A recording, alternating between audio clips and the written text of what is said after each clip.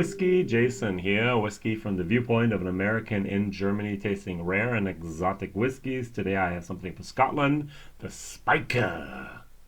20-year-old blended Scotch whiskey, non-chilled filtered, cask strength, distilled 1997, bottled 2018. Almost 21 years, wow. 45.2%, one of 1,000 bottles. Whiskey base number 115469, about 60 euros, so about $75 if you could find one of these original bottles. This was actually part of the bottled by North Star Spirits. I thought this was collection number 5, to be honest, but I'm not sure.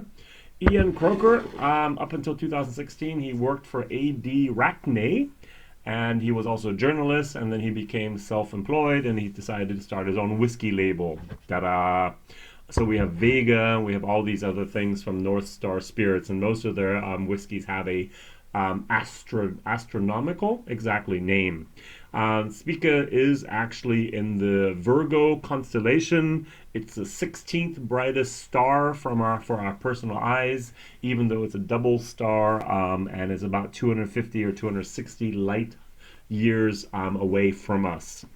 All right, very, very good. Now, there is actually something called the North Star Television YouTube channel, which I didn't know about until today. And so I went looking for information about people who've actually done whiskey videos about this. Well, no one else, so I did it myself.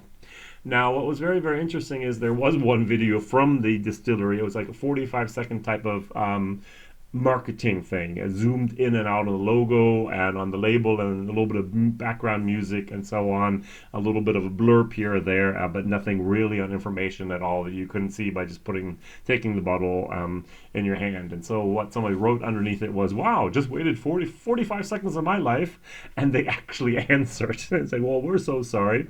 And then he answered again, was, oh, don't worry, you make great whiskey. And then down below underneath that, and that's the important thing, was there was one question. What is the grain portion of this whiskey? Because I found things between 40, 50, 60%. And they actually wrote back and said 45% grain. And I was like, wow, thank you. That's so easy. Just ask a question and get an answer. And so we know this is 45% grain, 55% single malt. Now, I am going to start a conspiracy theory because I tasted this. And I want to think how this happened. But before that, I'm going to compare it to something. And what else would I compare it to but a Scotch blend? Now, this is an 18-year-old, and this is a 40% single, not single, but rather Scotch blend from Chevis Brothers, Chevis Legal.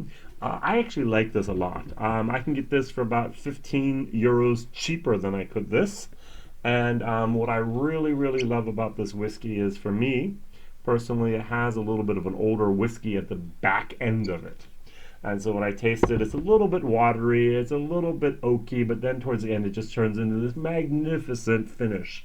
And for that price, 40 some euros, maybe $55, I can really say for an 18-year-old age statement, well done, guys. Now, going back here, I read about what people do in the Scotch industry just recently, and while I was tasting this in my German video, I was like, I know what happened. So my conspiracy theory goes like this.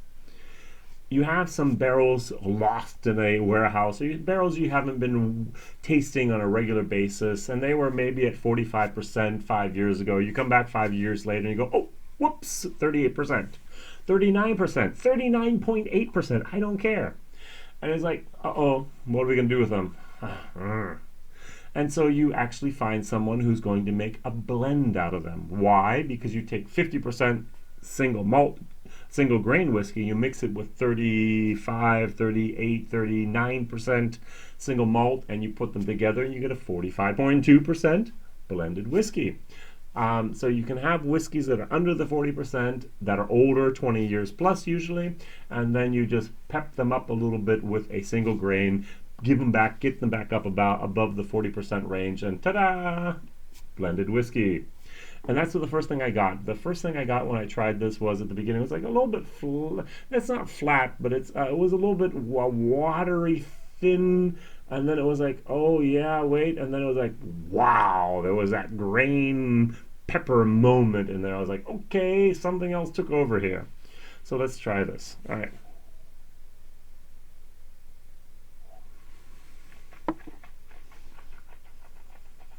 Mm, mm, mm, mm. Ah, nice. But still, it's got a little bit of pepper there. Now, I misquoted my own self. This is a little bit water at the beginning. This is syrup, viscosity, very thick, very, very coating of the mouth.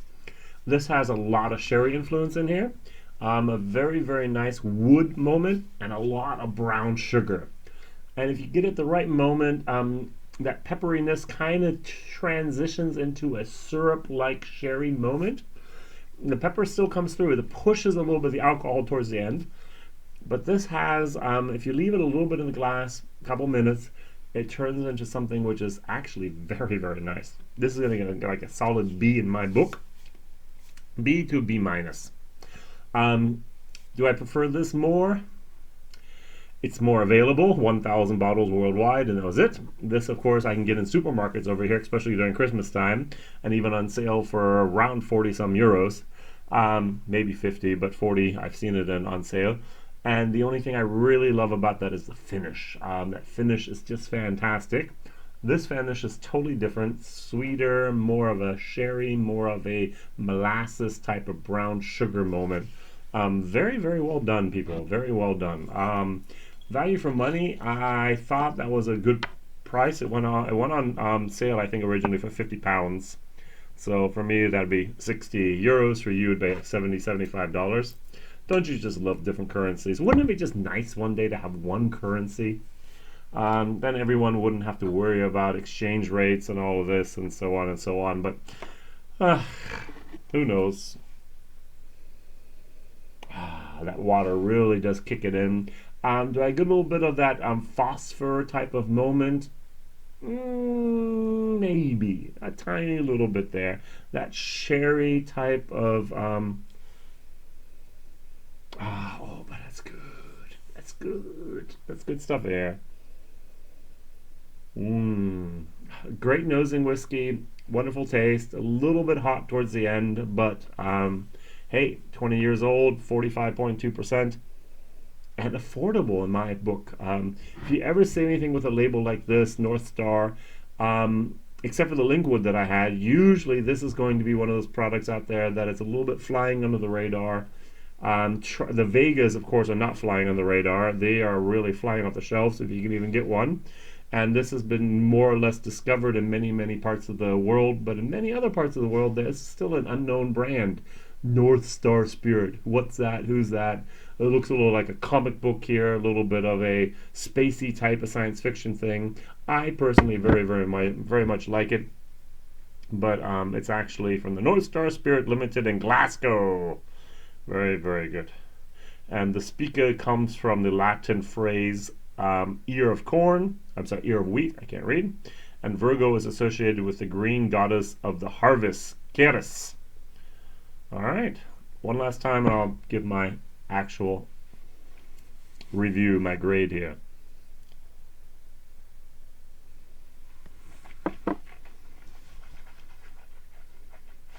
Mm-hmm.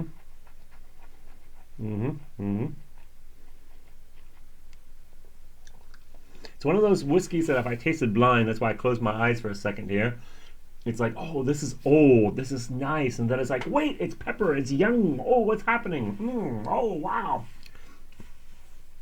And this is really something I've noticed that when I take a bigger sip, the pepper intensifies. If I take a tiny sip that just coats the mouth and I barely have enough to swallow, that sugary, sherry, syrup moment actually is more. And so this is a really a sipping whiskey. Never drink this whiskey, just nip for nip, little bit by little bit. Enjoy this whiskey and it will be really good to you. Give it a little bit of time in the glass, give it a little bit of time to aerate, and it will be actually even better. I'm going to give it, as I said, a B to B minus. especially if I was doing the little tiny sips, it's a B. If I'm doing the bigger sips and I get a little bit more of that pepper towards the end, it's a B minus.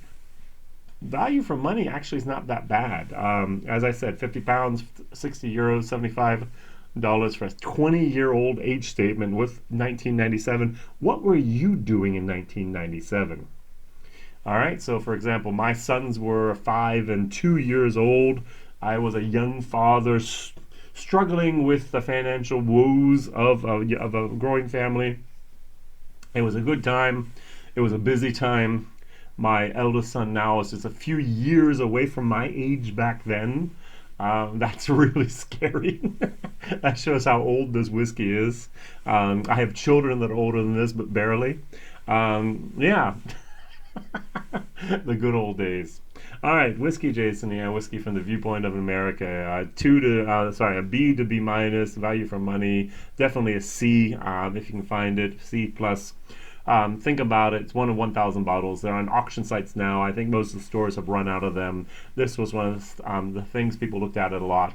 My question today is, what is your favorite Scotch blended whiskey? All right, we can go to Compass Box. John Glazer is the king of blending of whiskey. We can go over to Johnny Walker. They're doing some pretty good stuff. We can go over to other places. But what's your favorite blended whiskey? I would have to say consistently it's going to be the Chivas Regal 18-year-old, just from the price point as well as the taste. There's better stuff out there. Yes. Is it always available? No. That's why this is my go-to blend for 18 years old that I really, really like. Thank you very much. Please like, subscribe, tell the others about this crazy guy over in Europe tasting rare and exotic whiskey. Whiskey Jason here. All the best. Bye-bye.